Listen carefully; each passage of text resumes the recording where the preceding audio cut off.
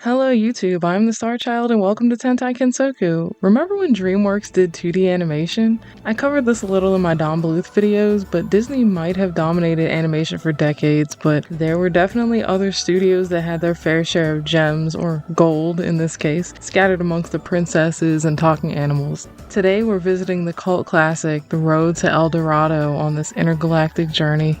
This planet is a little smaller than I expected. I've always enjoyed this movie, and I think I saw it in theaters when it came out, and from what I've seen, people have a lot of love for this movie. Okay, Chel is from this, we'll get to her later. Did you know that it actually flopped in the box offices, though?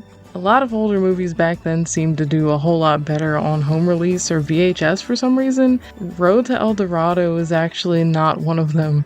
Its success seems to be more recent, believe it or not. The Road to El Dorado is DreamWorks' third animated movie and second 2D animated movie. The idea for this movie was pitched way back in 1994 by former Disney chairman Jeffrey Katzenberg to the writers Ted Elliott and Terry Rossio, who he met while working on Disney's Aladdin. The movie was brainstormed as a lot of different things before settling on the story of the fabled city of gold, El Dorado, being the central plot point. It was jokingly referred to as El Dorado, the lost city on hold during development because it was constantly being rewritten with both story and tonal changes. During the development of The Prince of Egypt, they decided their next film should be a little more lighthearted to contrast the serious and more adult tone and themes of that movie. Initially, El Dorado was going to be a lot more adult, with Tulio in particular being this kind of raunchy womanizer who apparently died and then was somehow resurrected later, and Chel being way more seductive and somehow having less clothing. I actually found a couple of pictures of her original outfit, and although it's just a poncho with nothing under it, it honestly seems to cover up more than what she's wearing in the film, except there was apparently going to be some running gag where she would just completely lose the poncho at random times and then have foreground elements and environmental artifacts cover her up until she put it back on. So yeah, this is the toned down version. The movie's still a whole lot more mature than I realized, and I feel like this was just normal for us back then, which is something I've talked about in the past, but you never notice things like this until you rewatch it. That was apparently only one of the issues caused by the various story changes. No one quite seemed to know what the audience for this movie was supposed to be. It actually suffered from various issues during production, other than the story changes though.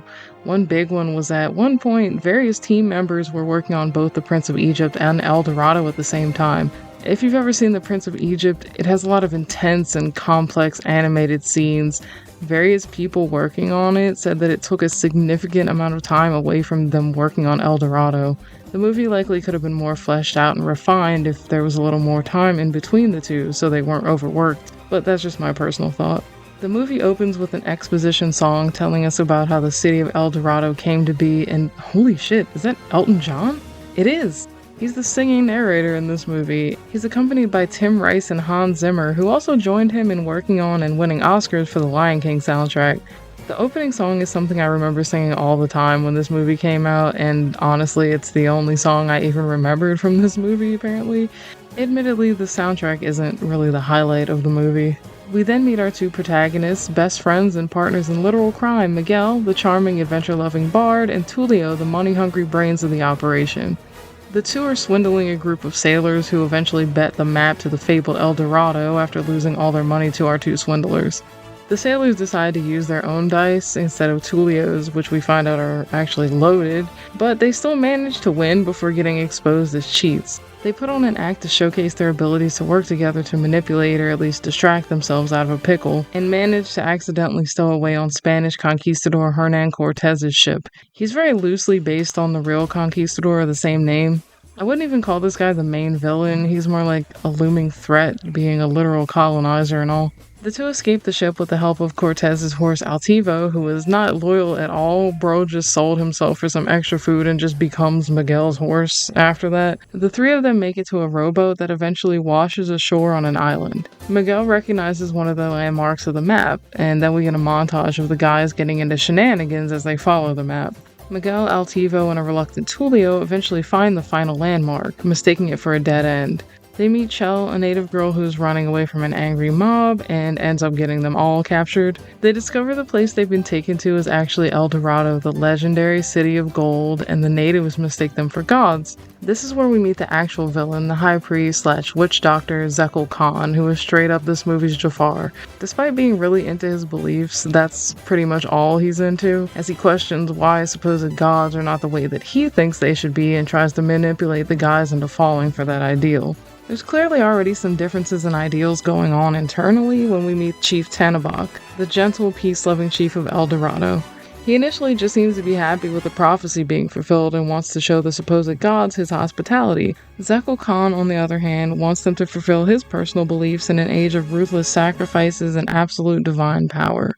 Now that I'm thinking about it, these two basically are just Jafar and the Sultan from Aladdin, which makes me wonder if there was at least some kind of subconscious influence going on here, considering where the people who started making this movie met. The main differences between these two is that Zekel Khan is not trying to get on the chief's good side or play him in any way. They have this kind of weird rivalry going on. Like, this dude is straight up just a smug and spiteful bastard who only cares about himself, and he does not try to hide it. Miguel and Tulio decide to just play into the god thing for a little while, planning to get the gold and head back to Spain, but they quickly get discovered by Chel, who probably never believed it in the first place. Chel's voiced by the legendary Rosie Perez, by the way, if she sounds familiar to anyone. She's been in loads of stuff and did a lot of voice work back in the 90s and 2000s. She's basically for Latinas what Cree Summers was for black girls back then. Anyway, Chel just wants in on the scam so she can get out of El Dorado. She comes off as sketchy at first, leading our two leads to brush her off before realizing that they actually do need her to understand the cultural aspects of the city to effectively keep up their ruse. We get a big musical number, which I think is the only time the characters actually sing in this movie, showing the fun, celebratory side of their religion, where the chief basically just throws a party for these quote-unquote gods. The next morning, however, they're awakened by Khan, I'm just gonna call him Khan by now, by the way, because his name is, hard to say. He's prepared this tribute, which is literally just a blood sacrifice of some random guy. Miguel convinces Tulio to step forward to save this man, making up some random thing about the stars not being aligned or some shit. Also, why is he looking for gods in the first place? This dude has actual powers. He could be his own god. The chief ends up presenting them the gold they came looking for, which they initially have him send to Xibalba, which is a whirlpool that represents the spirit world for the tribe. But Chel saves most of it and has it sent to their temple. Chel gets Miguel to leave the temple so she can be with Tulio, which starts him on his own journey of discovering the beauty of the city and falling in love with the culture and the people. This sets up a conflict between our two heroes later on as they develop conflicting desires. We then see the looming threat arise as Cortez and his men arrive on the island and make their way towards El Dorado. Khan begins to question their godhood during a game of... Okay, I'm not even going to try to pronounce this word, so I'll just put it on screen. It's literally just known as the Mesoamerican ball game. You might have seen it in some kind of history class in school, and it's thought to be the inspiration for a lot of modern day ball games like basketball specifically, though this word apparently just translates to playing a game with a ball, so I don't even know if it had an actual name.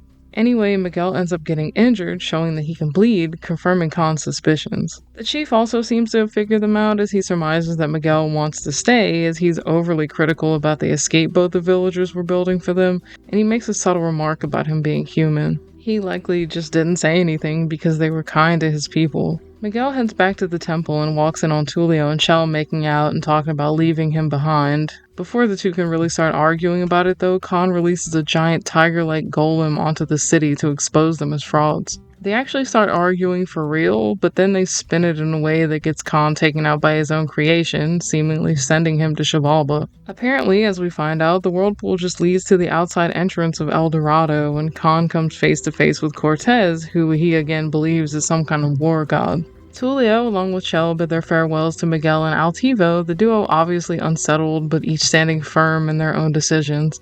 Everyone realizes that Cortez and his men are coming, and that Khan has survived somehow and is leading him to the city. Miguel tells the chief that they can't fight them, but Tulio comes up with a plan to use the boat to destroy the gate so no one can ever find the legendary city again. Both Tulio and Miguel abandon their dreams for the good of the people of El Dorado as Tulio loses the gold with the ship and Miguel leaves the city behind to assist in saving it. They succeed in the nick of time as Khan leads Cortez and his men to the now destroyed gates, leading them to believe that he lied. The boys, now accompanied by Chel and Altivo, set off on a new adventure, having both given up their dreams and left in failure, but having saved their friendship and sense of adventure, calling back to a line from the beginning of the film where they both declare that despite everything, they fulfill the missing part of the other's life. God, this movie is so much fun. Like, when is the last time you ever said that about a film? Every moment has a meaning. There's little to no filler at all. Everything that happens has everything to do with the build-up and progression of the story. I love that for a kid's movie. The scenes last long enough to allow for the emotions and impact of what's happening to sit with the audience, but it also never stalls and manages to keep your interest all the time. Elton John's narration is so perfect also. The songs he sings just flow in with the movie and perfectly describe what's happening without being too disruptive or on the nose. They really capture the emotion of what's going on instead of some movies that just sit there and lyrically tell you what's happening on the screen that you're watching.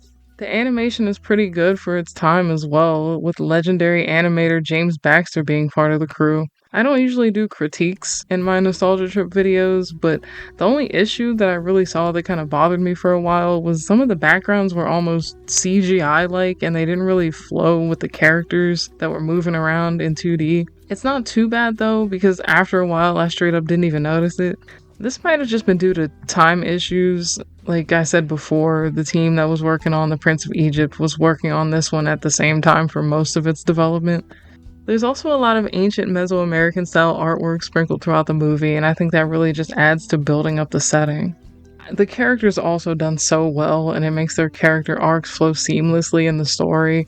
Nothing feels shoehorned in. Tulio, being the practical smart one, is constantly juggling reining Miguel in and finding ways to keep their scam going until they escape, despite Miguel's theatrical actions digging them deeper in a hole. His selfish nature also takes over in a lot of ways, like how at one point they agree that Chel is off limits, but then he immediately ends up folding and taking her for himself. Then he tells her to just forget Miguel so they can go to Spain together during one of their flirting sessions. All this despite the fact that he really cares about his friend and didn't want him to stay. Miguel, being the adventurous and emotional people person, loves being in the spotlight, but also genuinely comes to love the city of El Dorado and its people. He's usually the one interacting with them flawlessly, as well as being the one to encourage Tulio to stand in and save the sacrifices before completely taking on the god role and standing up for them himself. Chel has this Jessica Rabbit thing going on, and I'm not talking about her looks. She very obviously starts flirting with Tulio from damn near the beginning of the movie, but just when you think she's just trying to manipulate him or something, we realize that she genuinely likes this dude. She's constantly looking him up and down, biting her lip, trying to watch him change his clothes, like looking for ways to get Miguel out of the room so she can be alone with him.